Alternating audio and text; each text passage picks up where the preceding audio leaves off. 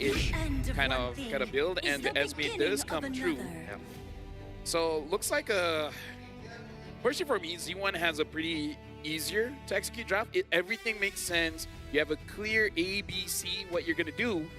Whenever there's a Guinevere, there's always that question mark. Can you actually hit your target? And the thing that I don't like playing Guinevere Roam is that compared to other heroes, jungle, whatever, right? The second skill, the cooldown is actually quite long. Yeah. It's double digits, over 10 seconds. I really don't like it. I agree. I'm nervous about the Gwyn pick. I don't know if it will work out. Do they want to go for more pickoffs? If that's the case, that's not something that we have seen for the past few days. Well, it was with RLG, but I don't know. Can they do something different this time around? We'll have to see. Oh, it's my turn? Okay. Ladies and gentlemen, welcome to the first best of 3 for us 3 here. It's going to be Boostgate going up against Zone 1. We got to see whether this Guinevere jungle can actually work out or not, because so far, Gwyn has not been having a good time here in Wildcards. Definitely. This is the rise to the top as well in Group A. Will it be Zone 1 to be able to make it forward, have a little bit of a step in the right direction, or will Boostgate be the ones to pick up that first point up first? We'll see how this all unravels. Yeah, looking at the movements around the map, it does seem like Boostgate, they want to potentially stop Team Zone from moving around, because I think they want to keep it an honest 1v1, which I'm not so sure which team actually has a better honest 1v1. Yep. Plastic blast one towards Kazue. That Lantern Flare is so good. Kicking off Bright, he is very low, but he has that passive that's going to save him too. So yeah, a bit of a quarrel in the river, but it's all fine. Just very 50-50, right, in terms of that mid trio? Well, Sport's kit, but it's going to be Wactor. Absorbing all the damage, the Void Crystal is so good on zoning out the players of Boostgate. Yeah. Right now, looking at the builds here, Rupture for the Jushin, and looking at the build for Kazue, are we going to see a damage Gwyn?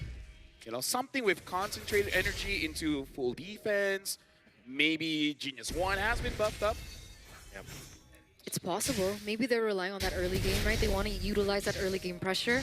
Unfortunately, it feels like the trades aren't as in favor of Boostgate Esports as intended. Team Zone seems to be being able to clear a lot quicker, perhaps because of the Eve as well, but we do see some rotations coming through.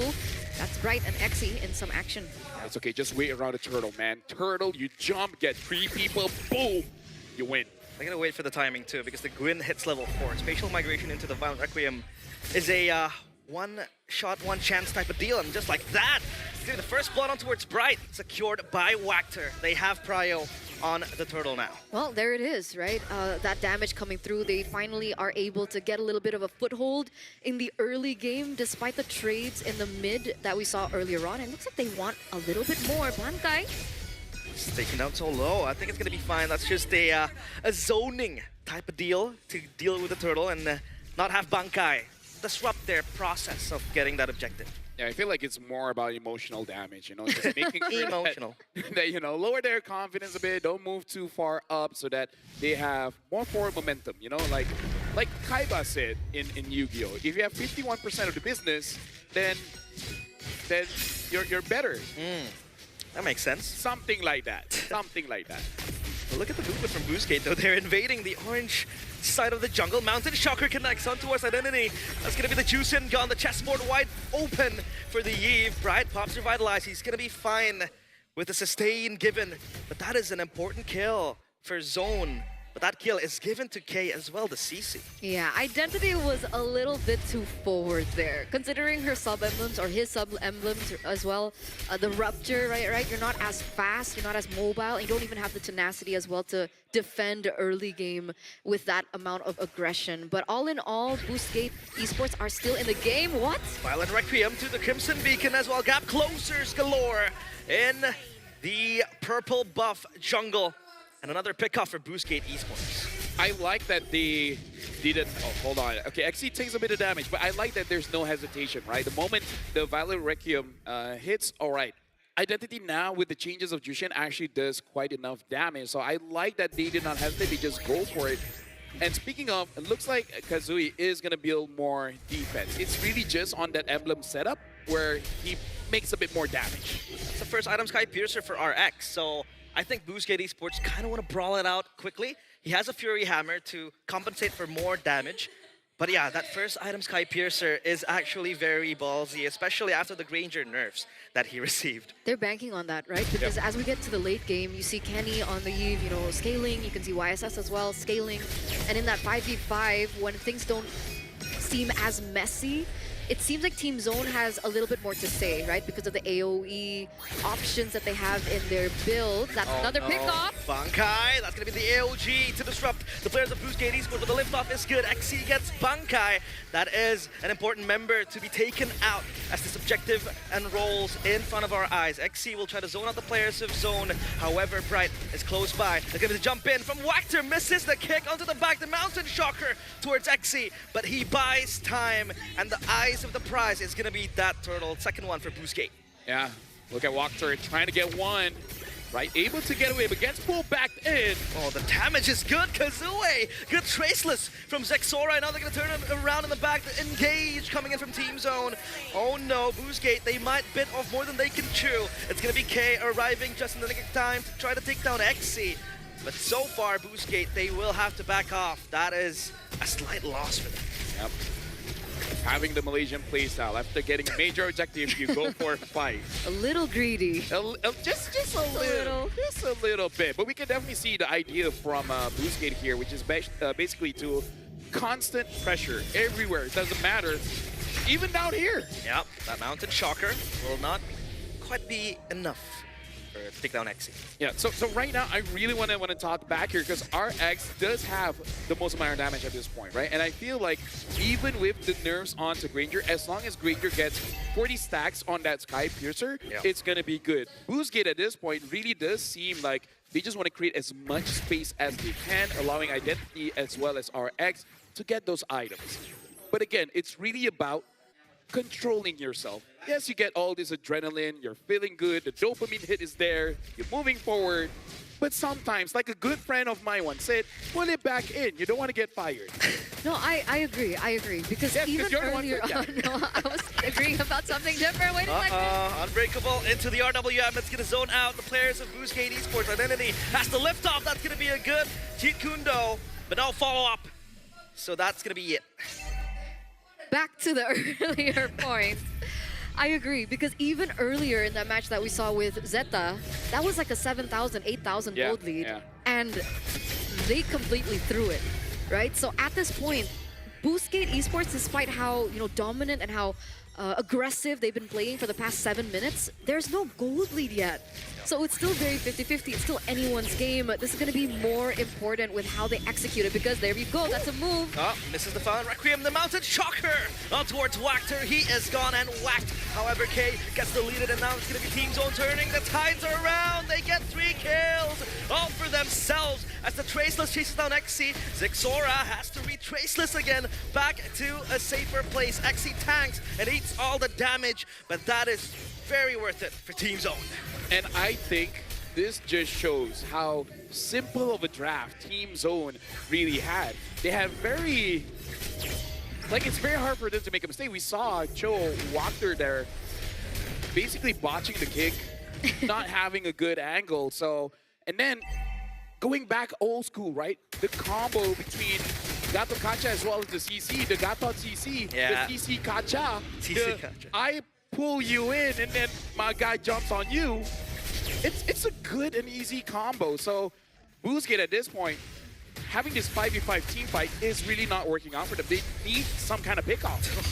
They're forcing the Lord as well. This is just going to be an invitation for Team Zone to crawl out, shrouded in secrecy. The Mountain Shocker again on towards XE. He has a consecration to reposition. The RWM zones out. Team Zone as well. The left off is good. On towards Bankai. He's going to run around with Purify as well. Repositioning. Revitalize Pop.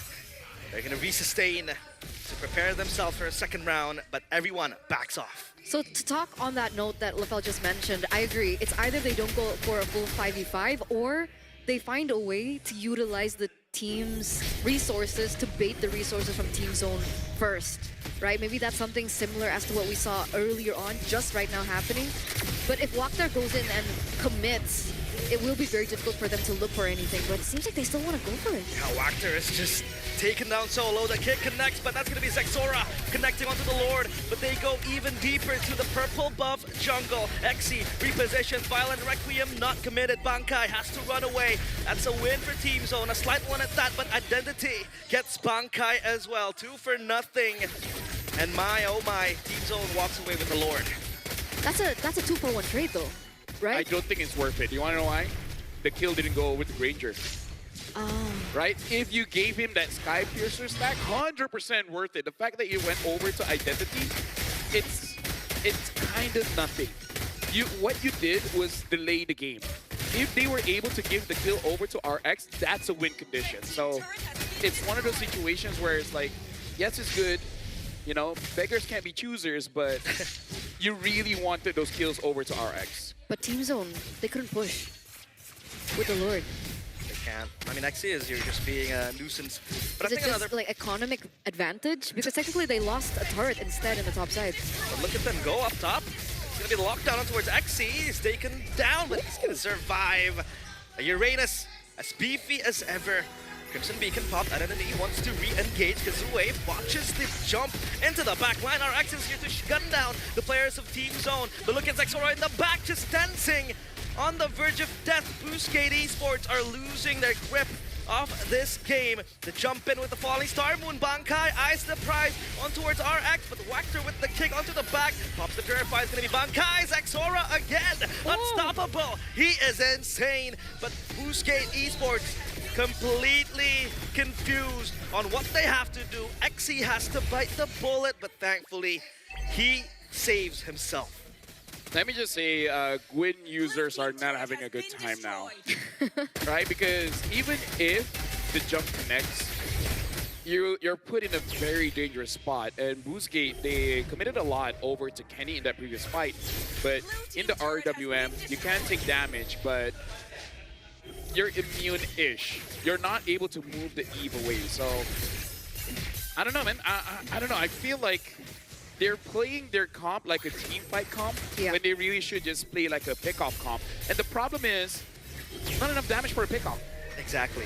Not enough damage as well because the Guinevere has that tank build. RWM open. RX has that Rhapsody, or rather the that Sonata connecting. But yeah, the lack of damage, right? The Granger has no kills, has no stacks. The Guinevere opts for a much more defensive build with that brute force breastplate. K looks for the assassination, but that's gonna be Zexora taking down Exi, his first death swallowed bitterly. So what's the idea now for Boostgate, right? Because they were banking on a snowball, right? For sure, right? With the way that they were playing in the early game, with the way that they picked up the Sky Piercer very early for RX. But at this point, does someone need to shift in terms of itemization?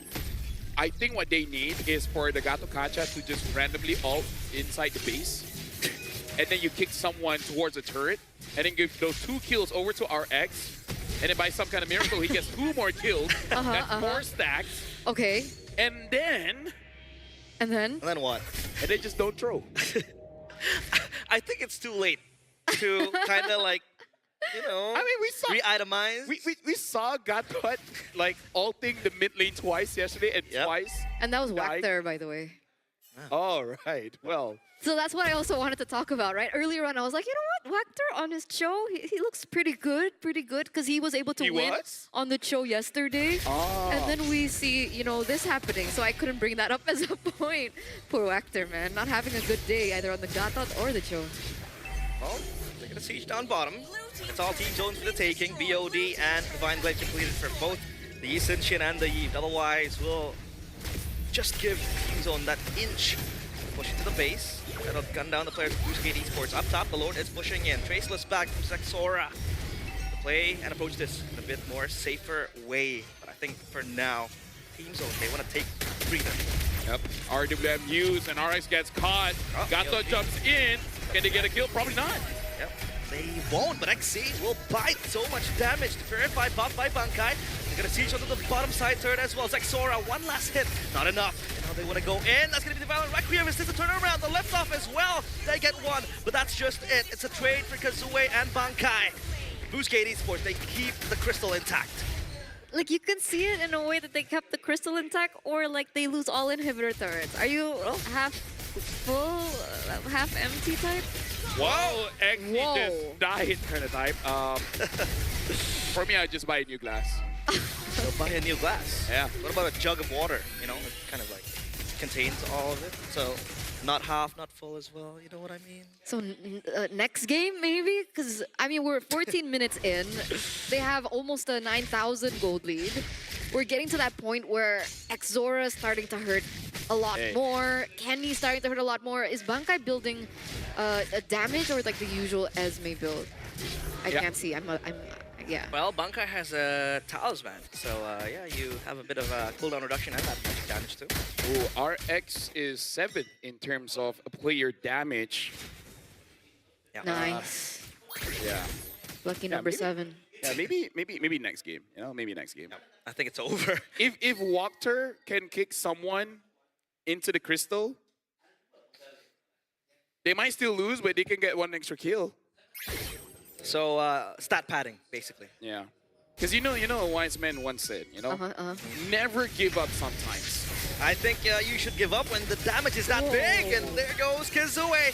Goodbye. The AOG will not connect onto anyone, but Zexora jumping in aggressively with the Traceless. The RWM opens up. It's saved by Kenny, but look at the players of Boostgate Esports scampering away to the base. The crystal is exposed. Falling Star Moon onto the back. RX can't do nothing but watch and probably play his violin. It's over. Team Zone gets game 1.